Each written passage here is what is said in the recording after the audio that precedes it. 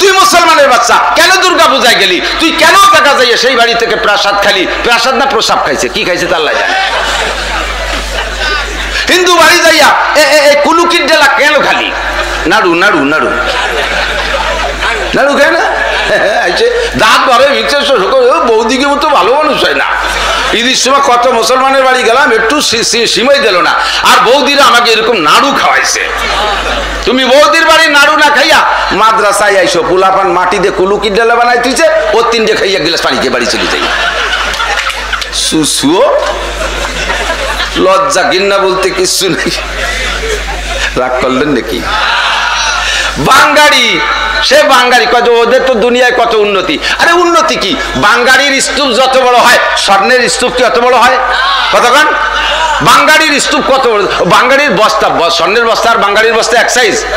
8টা 10টা বস্তা দিয়ে এক বস্তা বানাইছে, তার নাম ডোব। ওর মধ্যে বস্তা ভরিয়ে গাদি দিয়ে তুইছে, বছরের পর বছর রাস্তার পাশে পড়িয়েছে, ওদিক পাগল ও ফিরে চায় না, ঠিক না? এর নাম বাঙালি। আর স্বর্ণ একটু যারা ভতে ঘাটে রাস্তায় দিয়ে খুব তাকায় গভীর ভাবে, স্বর্ণ ইমিটেশন নাকি স্বর্ণ দৈরিয়ে নিয়ে খুঁটিয়ে পাইয়ে তাড়াতাড়ি স্বর্ণকারের কাছে চলে গেছে, চিকচিক করতেছে।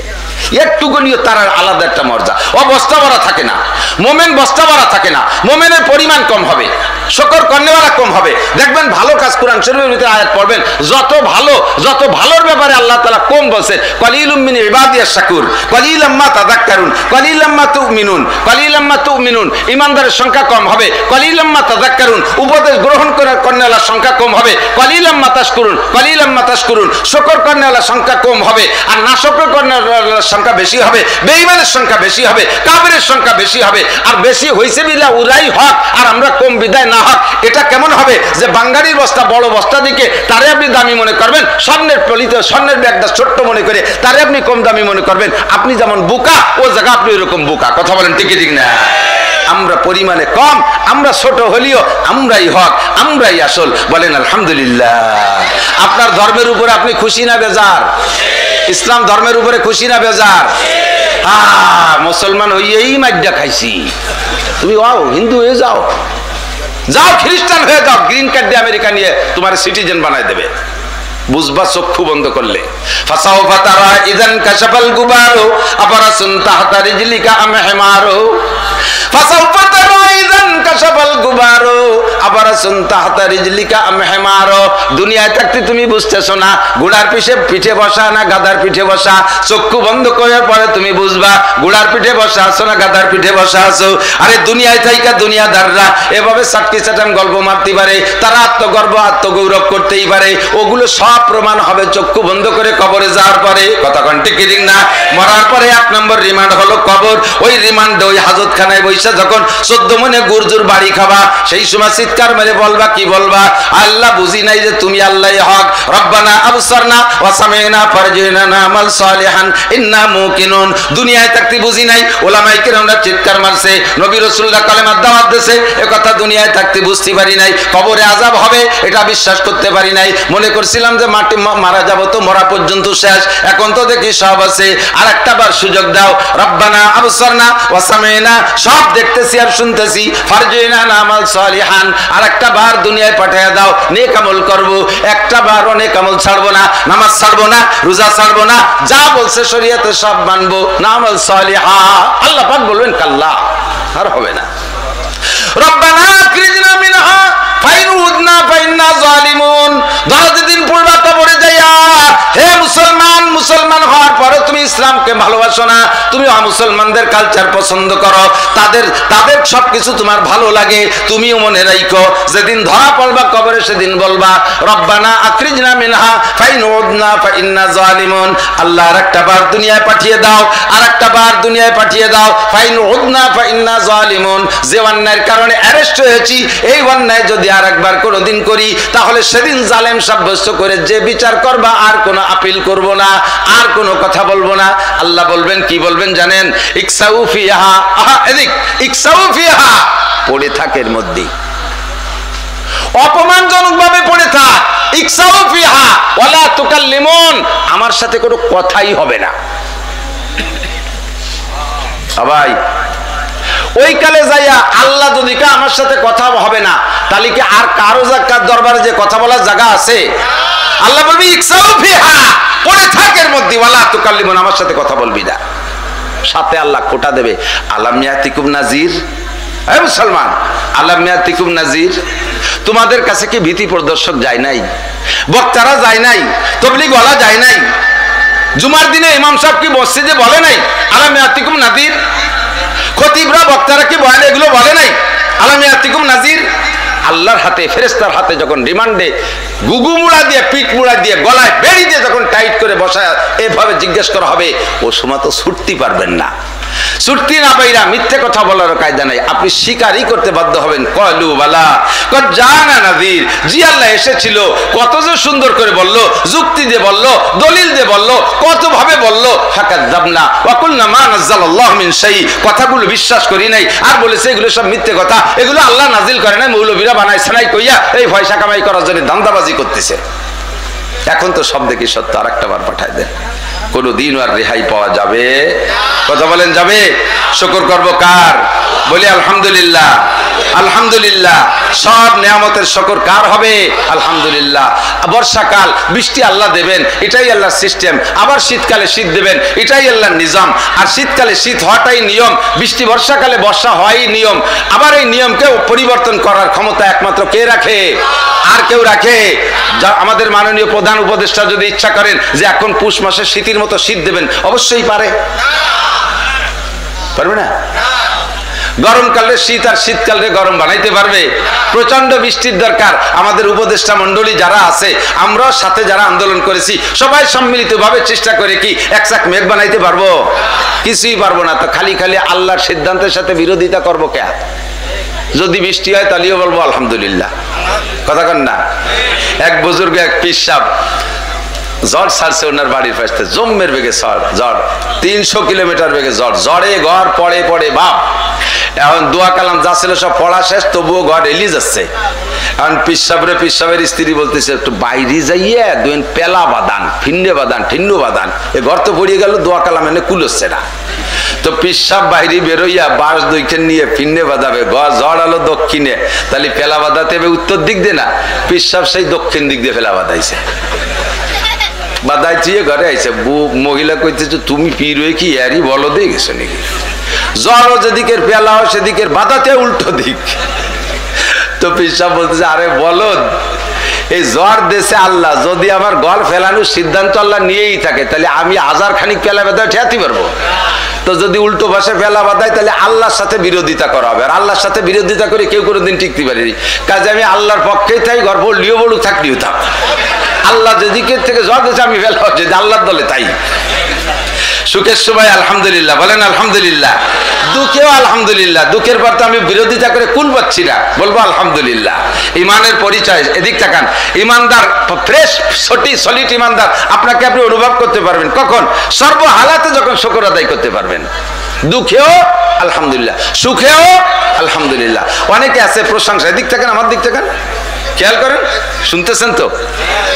আমরা হুজুররা বিশেষ করে একজনের নাম জিজ্ঞেস করলি, ভাই আপনার নাম কি? আমার নাম নাচিজ আব্দুর রহমান। আপনি কে? আমি গুনাহগার আব্দুল খালেক। কতি শুনছেন না এরকম? আমি গুনাহগার আব্দুল খালেক। এই আমি গুনাহগার আব্দুল খালেক বলি যে পরিচয় দিচ্ছ, তাহলে তোমার নামের সাথে নিজে গুনাহগার শব্দটা লাগাই বলতেছো। এই কথাটা মনেতে বলতেছো না, তুমি বানাউট করে বলতেছো, প্রমাণ হবে সামনে 8-এর দিন। 8-এর মধ্যে যাইয়া একজনের যদি দূরিত্বে ডাক দেয়, এ গুনাহগার আব্দুল খালেক, এ গুনাহগার আব্দুল খালেক, দেখবেন যে চোখ লাল হয়ে গেছে, মিজাজ গরম হয়ে গেছে।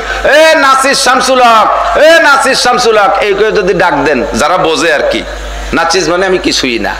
তাহলে সেদিন তুমি নিজেই বললে আমি নাচিজ আব্দুর রহমান, আমি না গুনাহগার আব্দুল খালেক। আজকে সেই কথা আমি বললে তুমি রাগাও কে? তোমার মুখখান পুড়িয়ে গেল কে? বোঝা যায় যে এটা তোমার বানাউট উপাধি, নিজে নিজে বানাইছো, নিজের নিজের ফুটোনো জন্য।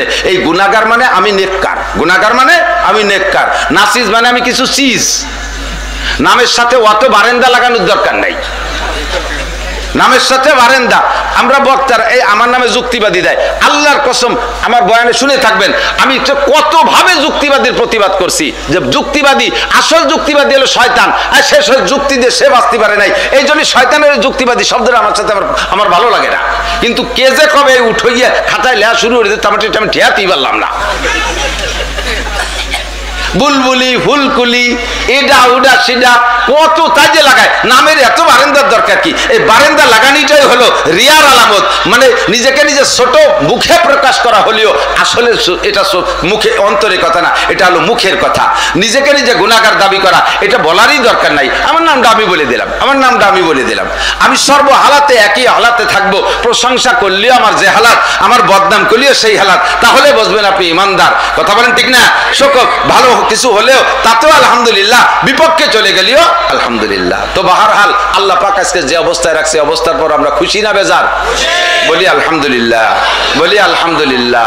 আমি আপনাদের সকলের কাছে জানতে চাই, সিজনালি কথা থাকে, মাদ্রাসার কথা মাদ্রাসায় বলা লাগে। আমি যত ভালো ওয়াজ করি, শেষমেশ যদি হুজুরকে মসজিদের জন্য কয়টা টাকা কালেকশন না করে দিই, হুজুররা আমার পর সন্তুষ্ট থাকবে না গ্যারিস্তে।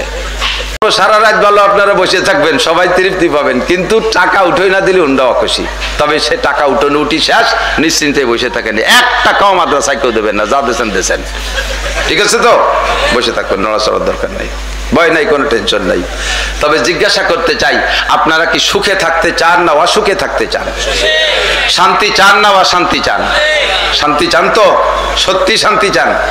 আমিও শান্তি চাই। আল্লাহ পাকও শান্তি চাওয়া শিখিয়ে দিয়েছে। তোমরা দোয়া মুনাজাতের মধ্যে দোয়া করবা, রব্বানা পড়বেন, রব্বানা আতিনা ফিদ দুনিয়া হাসানা ওয়া ফিল আখিরাতি হাসানা ওয়া কিনা আযাবান নার। আল্লামা জালালউদ্দিন রুমি রাহমাতুল্লাহ আলাইহি এই আয়াতের তরজমা দিয়ে শের লেখেন, আতিনা ফি দারে দুনিয়া না হাসান, আতিনা ফি দারে দুনিয়া না হাসান, আতিনা ফি দারে উকবা না হাসান। আল্লাহ দুনিয়াও শান্তি চাই, আখিরাতেও শান্তি চাই। দুনিয়াও কান্তি চাই না, আখিরাতেও কান্তি চাই না। দুনিয়ার সুখ শান্তি আমি চাই, দুনিয়া হাসি খুশিতে থাকতে চাই, আখিরাতে আমি সুখে শান্তিতে থাকতে চাই। কোন জগতে আমি অশান্তি চাই না। কথা বলুন ঠিক ঠিক না? আল্লাহ দুনিয়াও আমাদের জন্য, আখিরাতও আমাদের জন্য। হারগুলের রঙ বুয়ে দে গারাজ, প্রত্যেক ফুলের রং আর গ্রান আলাদা। খুব মজা, এদিক তাকান, প্রত্যেক ফুলের রং আর গ্রান আলাদা। হযরত আবু বকরের স্বভাব একরকম ছিল, হযরত ওমরের স্বভাব আর এক রকম ছিল, উসমানের স্বভাব আর এক রকম ছিল, আলীর স্বভাব আর এক রকম ছিল। সামান্য সামান্য পার্থক্য দিক দিয়ে। এই জন্য তো 4 জনের 4 class. Number 1 Abu Bakr, roll number 2 Omar, roll number 3 Usman, roll number 4 Ali. এই 4 জনের 4 জন কি জান্নাতি না জাহান্নামী? জাহান্নামী না জান্নাতি? যার প্রশংসা করা শুরু করব, মনে করবেন যে উনি সবচাইতে বড়। সিরাতের কিতাব, তারিখের কিতাব, ইতিহাসের কিতাবের ভিতরে ঢুকলে আবু বকরের জিন্দেগি যখন পড়া শুরু করি, মনে হয় যেন বাকি কয়জনের নামে আর কিছুই থাকলো না। এক একজনকে আল্লাহ তাআলা এক এক দিক দিয়ে আগায় দিয়েছে। আরহামু উম্মতি, নবী পাক নিজেই বলেন, আরহামু উম্মতি বি উম্মতি আবু বকর। আমার উম্মতের উপরে সবচাইতে রহম দিল, দয়াবান, নরম দিল, উম্মতের উপরে মায়াবী মানুষটা, সবচাইতে শ্রেষ্ঠ মায়াওয়ালা মানুষটা আবু বকর। এরপরে ওমর সম্পর্কে, ওয়াসাদুহুম ফি আমরিল্লাহি ওমর, আমার ওমর শরীয়তের বিধানের ব্যাপারে সবচাইতে কঠোর। তাহলে এই কথার দ্বারা কি বোঝেন? যে আবু বকর সবচাইতে রহম দিল, তাহলে ওমরের মধ্যে কি রহম একটু ছিল না? একদিক দিয়ে আবু বকরের ভিতরে বেশি। আবার আসাদুহুম ফি আমরিল্লাহি ওমর, শরীয়তের বিধানকে বাস্তবায়ন করার দিক দিয়ে ওমরের চাইতে কঠোর কেউ না। তাই বলে কি হযরত আবু বকর সবকিছু অনুমতি দিয়েছে? না, তোমরা মদ খাতি মনে চাচ্ছে একটু খাইয়ে আসোগে, গাজার ব্যবসা করতে মনে চাচ্ছে একটু করোগে, যাও একটু ব্রোসকটা দিয়ে একটা গুল্লি দিয়ে আসোগে, পরে আমি দেখবানি, এই কইছে নি কেউ না? একদিক ওনার মধ্যে একটু বেশি, তাই না? ও হায়ান উসমান। আর সব সাহাবাদের ভিতরে সবচাইতে বেশি লজ্জাশীল ছিলেন হযরত উসমান। হ্যাঁ, হুজুর আলাইহিস সালাতু ওয়াস সালাম এক জায়গা ইন্দারা কূপের মধ্যে পাও ঝুলাই দিয়ে বসে রয়েছে। এদিকে খেয়াল করেন, একা একা ইন্দারা কূপের মধ্যে পাও ঝুলাই দিয়ে বসছে। এর মধ্যে হযরত আবু বকর আসছে। হুজুর যখন বসছেন তখন হুজুরের এই পরনের কাপড়, হাঁটুর কাপড়টা, পরনের কাপড়টা প্রায় হাঁটু হাঁটু পর্যন্ত উঠানো। এই রানে হাঁটুর নিচে টুক খোলা। আবু বকর আসছে, হুজুর বলেন দোস্ত বসেন, শেষ সময় ওই টুক খোলা। এরপরে ওমর আসছে, পরে শ্বশুর আপনিও বসেন। সেই ইন্দারার মধ্যে ভাও জুলাই দিয়ে ও দুজনে বইছে। হুজুরের এই হাঁটুর নিচে যে কাপড় একটু খোলাই রয়েছে। এরপরে যখন উসমান আসছে, হুজুর তাড়াতাড়ি টানি টুনি লুঙ্গি দিয়ে সেই পা টাকনুর উপর পর্যন্ত সুন্নত পর্যন্ত লুঙ্গি টানিয়ে দিয়েছে। এরপরে একজন আবু বকর বলতেছে, হুজুর আমি আসলাম, ওমর আসলো, তাতে আপনি এই কাপড় সরালেন না। উসমান আসলে এই যে কাপড় টেনে দিলেন, হায়ান উসমানের হলো জম্মের লজ্জা, ও আমার হাঁটুর নিচে একটু দেখলেও আসতো না। তাই বলে কি এই দুজন বেহায়া?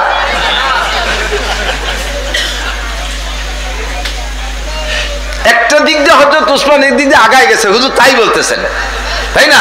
ও আকদাহুম আলী, আর সবচাইতে ন্যায় বিচার বুদ্ধিতে আল্লাহ তাআলা আলীকে সবচাইতে বেশি বানাই দিয়েছে। বিচার বুদ্ধি সবচাইতে বেশি কার? আলী। আল্লাহু আকবার। হযরত আলীর কাছে একবার মামলা আইছে।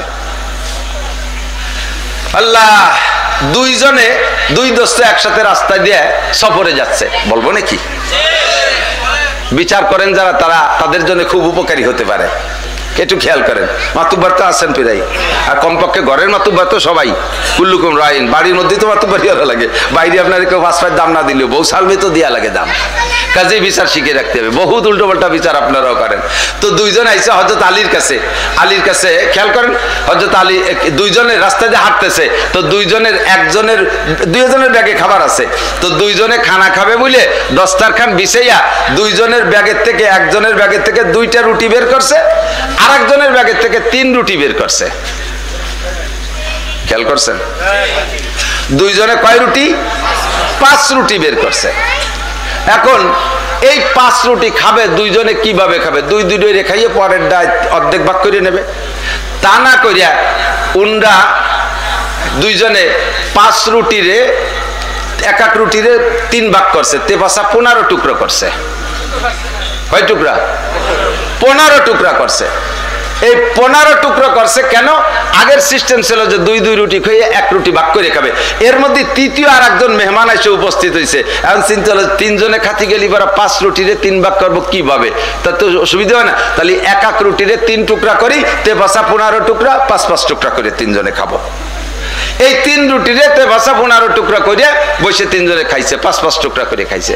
খাওয়ার পরে ওই লোকটা 5টা টাকা ওনাকে হাত দিয়ে দিয়েছে, দস্তারখানের পর তুইছে যে দোস্ত আমি উপযুক্ত সময় খাবার পাইছি, বিনিময় না আমি খুশি হইয়া 5টা টাকা দিলাম। এই 5 টাকা দেওয়ার পরে উনি চলে গেছে। এখন এই দুইজনে 5টা ভাগ করবে কি? 5টা তার টুকরো যায় না। এখন 3 রুটি এলাকায় ইনসাফি বন্টন, আমি রুটি বের করছি 3 কেন, আমি পাবো 3 টাকা, আর তুমি ব্যাগেতে বের হয়েছো 2 কেন রুটি, তুমি পাবা 2 টাকা। আর ওর দাবি যে সমান সমান ভাগ হবে, 2.5 টাকা করে ভাগ হবে। ওর দাবি কি? যে একসাথে খানা খাইতে বসছি, সব তো মিশাই টিশাই রয়েছি, মেহমানদারি 2 জনের সে খাইছে, কাজেই আমি ওই মেহমানদারির অর্ধেক ভাগ পাবো, তুমি অর্ধেক পাবা। আর ও কাজে না, তা হবে না, রুটি যার যে কটা সেটা সেই কটা পাবে। এই নিয়ে গ্যাঞ্জাম মেটে না, 2 জন হযরত আলীর কাছে গেছে। তো হযরত আলীর কাছে গেলে হযরত আলী রাদিয়াল্লাহু তাআলা বলছে, বেটা তোমারে কয়টা দিতে চাইছে? কয় 2 টাকা। নিয়ে সরিয়ে পড়ো, তাহলে লাভ হবে না। কয় যে হুজুর আপনিও সেই উল্টো বিচার করলেন, মেহমানদারি করছি, একসাথে দস্তারখানে রুটি তুচি ভাগ করে কেটা কয়েন খাইছে, ও সে লোক 5 খান খালিও, আমার এনতে তো 5 খান খাতি পারে। কারণ হযরত আলী বলতেছে, তাতে যদি তোমার তৃপ্তি না হয় তাহলে ইনসাফি ভাগ করবো। বলে করেন। কয় তোমরা কয়খান রুটি ছিল? কয় 5 খান। টুকরা বানাইছো কয়টা? কয় 15টা। কিরা কয়খান খাইছো? কয় আমি 5 খান, সে মেহমান 5 খান, উনি 5 খান। এবার হযরত আলী বলতেছেন যে তোমার রুটি কয়টা? আমার রুটি 2টা। তো তোমার 2 রুটিতে কয় টুকরা হয়েছে? কয় টুকরা? 6 টুকরা। তার 6 টুকরার 5 টুকরাই তুমি খাইছো। 5 টুকরা তুমি খাইছো, তোমার তে মেহমান খাইছে মোটে 1 টুকরা। তুমি 5টা হারে ওই 15 ভাগ করে যে সাইডে নয় তাই পাবা, আর যা সবও পাবে। কতক্ষণ ঠিক কিনা? এখন ওই লোক ওই ছোটবেলা চাড়া খেলতাম, মনে আছে নি? চাড়া খেলা, হ্যাঁ, এই যে দেতলি লাঠি দিয়ে এরকম পিয়ে মারতাম, 1 বিঘেতের মধ্যে ফেলাতে পারলি ভরা 10 আঠি 15 আঠি 20 আঠি, মনে আছে নাকি? যদি এই চাড়া ফিকে মারার পরে বেকায়দায় জায়গায় যে পড়ে, তাহলে ওই দ্বিতীয় জন যে ফেকবে সে কোটের মধ্যে তুই ফিরিয়ে আয়, আমি ফেকবো না, তুই ফিরিয়ে আয়। যখন দেখছে যে আম টাকা চাইরে না ভাগে পাচ্ছে, ওই লোক হুজুর তাহলে আগের বিচারিও। আল্লাহ রসুল বলেন আলী, আমার আলীকে আল্লাহ তাআলা বিচার বুদ্ধি সবচেয়ে বেশি দিয়েছিলেন।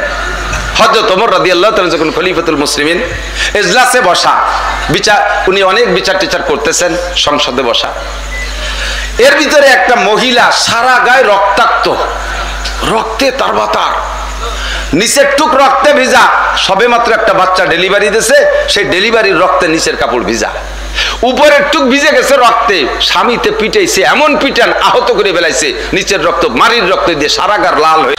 এই 6 মাসের মাথায় আজকে মাত্র 6 মাস পড়ছে, ও একটা বাচ্চা ডেলিভারি দিয়েছে। বলেন হুজুর 6 মাসে কি বাচ্চা হয়? তাহলে তোমার ধারণা কি? বাপের বাড়িতে নিয়ে আইছে, অন্য জায়গাতে নিয়ে আসছে।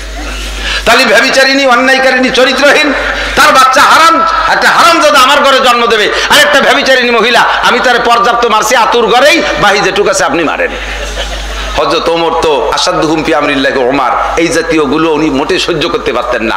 বিশেষ করে নারী সংক্রান্ত দুর্নীতি, এটা উনি কোনো মতে বরদাস্ত করতে পারতেন না। পর্দার আয়াতটা নাজিল হয়েছে বিশেষ করে হযরত ওমর রাদিয়াল্লাহু আনহু টাকা যাওয়ানো যায়।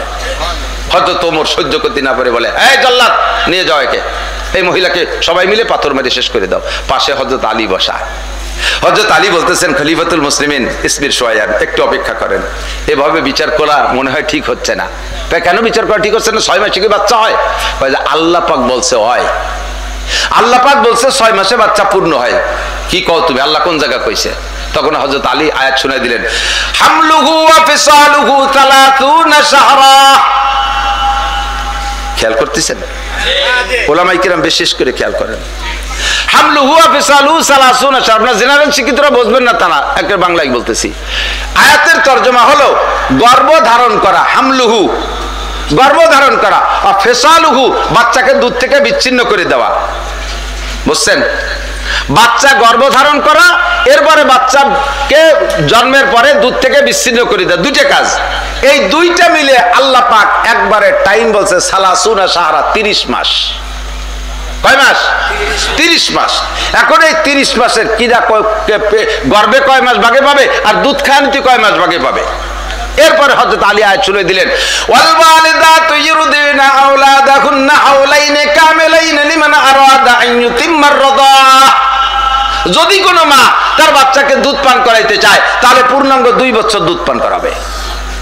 খেয়াল করছেন? বাচ্চা পেটে নেওয়ার থেকে শুরু করে নিয়ে ডেলিভারির পরে দুধ খাওয়াইয়া বিচ্ছিন্ন করে দিয়া, দুইটা মিলে 30 মাস। এই 30 মাসের ভিতরে আবার বাচ্চারে দুধ খাওয়ানোর টাইম ভাগ করে দিলে 2 বছর, 24 মাস। তাহলে আর থাকে কয় মাস? তাহলে প্রমাণ করে দুধ খাওয়ানোর 2 বছর বাদে যেই 30 মাস আল্লাহ একবারে দুইটা মিলে টাইম বলছে, তার থেকে গর্ভধারণ করার টাইম থেকে 6 মাস। কাজেই কোনো মহিলা যদি বিবাহের পরে যা 6 মাসের মাথায় দেয়া একটা বাচ্চা ডেলিভারি দেয়, তাহলে ওই বাচ্চাটাকে হারামজাদা বলা যাবে না, ওর মাকে জানিয়া ব্যভিচারিণী বলে বিচার করা যাবে না। এই বাচ্চা হালাল, তার মাও পবিত্র মা। বলেন আল্লাহু আকবার। আমাদের দেশের মানুষের সুফাই তো বাড়ি জোর, কিছু করতে না পারলে কথাই দিয়ে মাইরি দিতে পারে। কোন মহিলা যদি বিবাহের পরে শ্বশুর বাড়ি আসার পরে 6 মাস পরে একটা বাচ্চা ডেলিভারি দেয়, তাহলে এমনিতে টিপা টিপি করে বুড়ি বুড়ি দাদি শাউড়ি নারী শাউড়িরা কি কয় জানেন? ওই তোর কি, আমি ওই এই প্রথম দিন বুঝছি, খালি হাতে আসি নেই, কিছু নিয়ে আইছে। আমি প্রথম দিন দিয়ে হিটের পাইছি, উনি ছিল সেই সময় জায়গা একসাথে।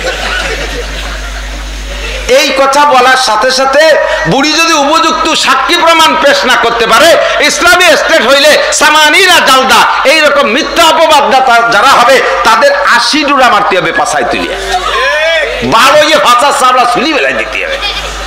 কথা কতি বললেই বাসো। আল্লাহ কইছে 6 মাসের মধ্যে বাচ্চা হলে বাচ্চা হালাল। এই কথার পর হযরত ওমর সাইফে গেছে, সাইফে যে কয় লাউলা আলিউল্লাহ লাহলাকা ওমর, আজকে যদি আলী আমার পাশে না থাকতো তাহলে আমি ওমর ধ্বংস হয়ে যেতাম। আমি এই অন্যায় বিচার করছি, আল্লাহর কোরআনের বিচার খেলাফ করছি, কোরআনের খেলাফ বিচার করছি, এতে আমি ধ্বংস হয়ে যেতাম, একটা মানুষ হত্যার কারণে আমি জাহান্নামী হইতাম আলী পাশে না থাকলে। এই জন্য হুজুর বলেন ও আফদাহুম আলী, যে কথা বলতে চাইছি যে এক একজনের এক এক গুণ, হারগুলেরা রঙ্গ বিয়ে দে গারাজ। হযরত আলী রাদিয়াল্লাহু তাআলা খানা খাইতেন একেবারে নরমাল, হযরত উসমান রাদিয়াল্লাহু তাআলা খানা খাইতেন খুব আলিশান, হযরত উসমান খানা খাইতেন খুব আলিশান, হযরত আলী খাইতেন একেবারে নরমাল। খেলাফত কাল তো আলাদা আলাদা। হযরত আলী যখন প্রেসিডেন্ট খলিফাতুল মুসলিমিন, ইরাক তো সেই সময় একটা প্রদেশ, ওই ওনাদের রাষ্ট্রের একটা প্রদেশ ইরাকে আসছেন, তো ইরাকের গভর্নর যে সাহাবা উনি শুনছে খলিফাতুল মুসলিমিন আসবে, এই জন্যে খুব রাষ্ট্রে আলাদাভাবে সাজাইছে সবগুলো খুব সুন্দর করে। এরপরে হযরত আলী রাদিয়াল্লাহু তাআলা আসছেন, আসার পরে জিজ্ঞেস করছে খলিফাতুল মুসলিমিন দুপুরবেলা কি খাবেন, লাঞ্চ হবে কি দিয়ে? উনি বললেন সেটা তোমার চিন্তা করা লাগবে না, আমার সাথে খানা আছে, প্রয়োজন হয় তুমি আমার সাথে দাওয়াত নিতে পারো। তখন খলিফাতুল মুসলিমিন নিষেধ করছে, তা আর তো বাড়া যাবে না, কথা বাড়াবাড়ি করা যাবে না, উনি আরো প্রাদেশিক গভর্নর, উনি আরো রাষ্ট্রের প্রধান, কাজেই উনি যখন বলছে যে খাবার আমার সাথে নিয়ে আসছি, এ জায়গাতে মাতুব্বারি করা যায় না। তো সাথে সাথে অফিস পরিদর্শন টর্শন সবকিছু শেষে জোহরের নামাজ পড়ে যান, খানা খাইতে বসছে, বাজারটার খাস রুমের ভিতরে চলো খানা খাই। খাদেম আছে একজন সাথে, কোনো পাইক পেয়াদা আর 5 খান 20 খান গাড়ি সামনে, পিছনে 20 খান, আমাদের দেশের নেতারা যেভাবে আসে আর কি, তোরণ লাগে কতদিন, ওই ঢাকা থেকে নিয়ে বাড়ি পর্যন্ত তোরণ লাগে, গেট লাগে, এরপরে সামনে 20 খান গাড়ি, পিছনে 20 খান গাড়ি, মাঝখানে এক কালারের কয়খান গাড়ি, তার ভিতরে কাঁচের গিলাস হলো কালো, ওর ভিতরে উনি পলাই থাকবে, কোনখানের মধ্যে নেতা আছে টের পাওয়া যাবে না, পুলিশই সামনে দিয়ে কু কু কু কু করতে করতে আসতে দাঁড়িয়ে থাকবে, রাস্তা সাফ করতে, আগে কম্পিউটার দিয়ে রাস্তা পরিষ্কার করে। হযরত আলী সৌদি মদিনা থেকে ইরাক গেছে, সাথে সাথে একজন খাদেম একটা গোলাম, কোনো কুক পার্টি নাই, 3 জনে খাইতে বসে, গভর্নর, খাদেম আর আলী। এবার বলছে দরজা বন্ধ করে দিয়েছে, প্লেট আছে, জি প্লেট, 3টে প্লেটের ভিতরে পানি রেইলা ব্যাগের থেকে বেরোইছে শুকনো 3 দুগুনি 6 খান রুটি পানির মধ্যে ভিজাইছে, শূন্য রুটি তো না ভিজাইলে তো সবাই কুল পাওয়া যাবে না, ভিজাইছে, সাথে সাথে সাইড দিয়ে খেজুর দিয়েছে, খেজুরের মধ্যে ভিজাইয়া খেজুরিটারে চটকাইয়া যখন খেজুরি পানিতে মিষ্টি হয়ে গেছে, রুটি মিঠে হয়ে গেছে, এরপরে কয় খান, আমরাও খাই। হযরত আলীও খাইলেন, গোলামও খাইলেন, গভর্নর খাচ্ছে আর চোখ দিয়ে পানি ছেড়ে দিয়েছে, আমার গভর্নরই শেষ। প্রেসিডেন্ট আইসে, সে তার ব্যাগেতে শূন্য রুটি ভিজে খায়, আমি এদেশের কি গভর্নরই করলাম, এমনে আমারও পরীক্ষা করে শেষ করার জন্য আইছে। তো এবার গভর্নর খাচ্ছে আর কাঁদতেছে, খলিফাতুল মুসলিমিন আপনি এমন লজ্জা দিলেন, এমন কষ্ট, আপনি কষ্ট পাইলে আমি তার চেয়ে বেশি পাচ্ছি। ইরাকে সব কিছু পাওয়া যায়, আর ইরাক অনেক আগের থেকে খুব খুব কি বলা হয় সুসজ্জিত দেশ, এখানে সব কিছু পাওয়া যায়, আপনি একটু অনুমতি দিলে আমি কত আলিশান খানার ব্যবস্থা করতে পারতাম। হযরত আলী বলেন গভর্নর তুমি এই ইরাকের খাবার খাওয়াবা, ইরাকের খাবারের ঘিরান আর এই মদিনার রুটির ঘিরান এক না। এই রুটি মদিনার আটা দিয়ে তৈরি করেছি, এই রুটি মদিনার আটা দিয়ে পানি দিয়ে এই রুটি সেনছি, আর মদিনার আগুন দিয়ে এই রুটি সেকে আনছি, মদিনার রোদ্রে শুকাইছি, যেই মদিনায় বিশ্বনবী মুহাম্মদ রাসূলুল্লাহ শুয়ে আছেন, এই রুটির মধ্যে মদিনাওয়ালার ঘিরান আছে, এই রুটির পানির মধ্যে মদিনাওয়ালার ঘিরান আছে, এই রুটির খেজুরের সাথে যেটা খেজুর খাইছি তার মধ্যে মদিনাওয়ালার ঘিরান আছে। তোমার ইরাকের খাবারের ভিতরে ওই ঘিরান নাই, কাজে আমার শুকনো রুটিতে যে মজা তোমার ইরাকের খানার মধ্যে আমি সে মজা পাবো না। খলিফাতুল মুসলিমিনের বক্তব্যে গভর্নর কাঁদতেছে, গভর্নর খেয়ে বলে জিন্দেগিতে এত মজাদার খানা কোনোদিন খাই নেই। এ হলো হযরত আলীর সাধনা, একে বলে জুহুদ, দুনিয়া ত্যাগ। হযরত উসমান খানা খাইতেন 20 প্রকারের তরকারি নিয়ে, উনিও তো প্রেসিডেন্ট, কোন এলাকায় গেলে ওইভাবে 20-30 প্রকারের তরকারি নিয়ে যাইতেন। কেউ জিজ্ঞেস করলো যে আপনার আগে ওমর, তার পোশাকের অবস্থা এমন ছিল যে সিরা জামা গাইতে মসজিদে নববীতে খলিফাতুল মুসলিমিন সামনে 6 খান তালি, পিছনে 6 খান তালি, কোন তালি চামড়া দিয়ে দেওয়া, কোন তালি সিরা নেকড়া দিয়ে দেওয়া, এই জামা গাইতে খলিফাতুল মুসলিমিন নামাজ পড়ে, আর আপনি উসমান সেই স্থানে তার 3 নম্বর স্থানে বসলেন, আর আপনি এত খানা খান, ঘটনা কি? হযরত উসমান বলে যে খাই নাই সেটা তার ব্যাপার, যে সিরা জামা পরছে সেটা তার ব্যাপার, আমি সিরা জামাও ভরতে পারবো না, আমি না খাইও থাকতে পারবো না। কারণ দুনিয়ায় আসমান থেকে খানা নাজিল হয়, দুনিয়ায় যত খাদ্য আসে কোত্থেকে? রিজিক আসে কোত্থেকে? আসমান থেকে। কুরআন শরীফের আয়াত, ওয়াফিস সামাই রিজকুকুম ওয়া মা তুআদুন, আসমান থেকে তোমাদের জন্য রিজিক আসে। তা আসমানের থেকে রিজিক আসে ওসিলা কিডা? এ ভাই বরযাত্রী যান মাঝে মাঝে বিয়েতে যারা যায় সাথে, ওকে কি কয়? বরযাত্রী না? 500 লোক বরযাত্রী গেছেন, বর যাই নেই সাথে। গেট দিয়ে ঢুকতে দেবে, খাতে দেবে। আবার ওই জায়গার একজনের বিয়ে, তার বিয়ের যাত্রী টাত্রী সবাই রেডি হয়েছে, ও সেই সময় পাট কাটা কাশি একখান বগলে হয়ে দিয়ে মাঠের দিক যায়। তোর আলো বিয়ে, তা আমরা চাচ্ছি তুই যাবি না? কয় না, আমার পাট কাটতে হবে, মাঝে বাইরে নিয়ে যাও। ওর পাট কাটতে হবে, মাঝে বাইরে নিয়ে যাও। তো ওরে বাদ দে, মাঝে বাই না, মাঝে বার বাপরে নিলিও মাইয়ে দেবে, এই কজনে ঢুকতে দেবে, খাতি দেবে। তাহলে 500 লোকের জন্য গরু রান্না করছে, বড় এক গরু জবাই দিয়ে রান্না করছে। ওসিলাকে আল্লাহ, সব জায়গায় আল্লাহ ক্ষতি করতে, এ জায়গাও আল্লাহ নেই, আল্লাহ তো পরিবেশক। ওসিলা বর না, ওসিলা বোঝো, কার ওসিলায় খায়? কার দোহাইতে? বরের দোহাইতে না। তো এজন্য বরের ব্যবস্থা বেশি থাকে না যাত্রীদের ব্যবস্থা বেশি থাকে? যাত্রীকে একটু একটু প্লেটে দেয়, কেউরে আর কেউরে ডাল, কেউরে পাতলা পানি দিয়ে কোনো মতে বাড়ি সারি দেয়। আর বরের জন্য এত বড় তবলিগির খানসা ভরিয়ে এক কোচড়ি ডেবদে ফিটিয়ে বানাইছে 16 প্রকার, ডিম রানছে 5-7 প্রকারের, আস্ত ছাগল একটা জবাই দিয়ে ওর মধ্যে থুয়ে দিচ্ছে, জিব্বে কামড়াই দিয়ে কাইতে রয়েছে, আর সিং শুদ্ধ মাথা শুদ্ধ উঠে দিয়েছে। এত বড় বড় ডিম, যার এক ডিম পারতে 3 মুরগি লাগে, কোন জায়গাতে জোগাড় হচ্ছে আল্লাহ জানে। এই যে তারা জম্মের গাদান গাদায় দিয়েছে, ঠিক না?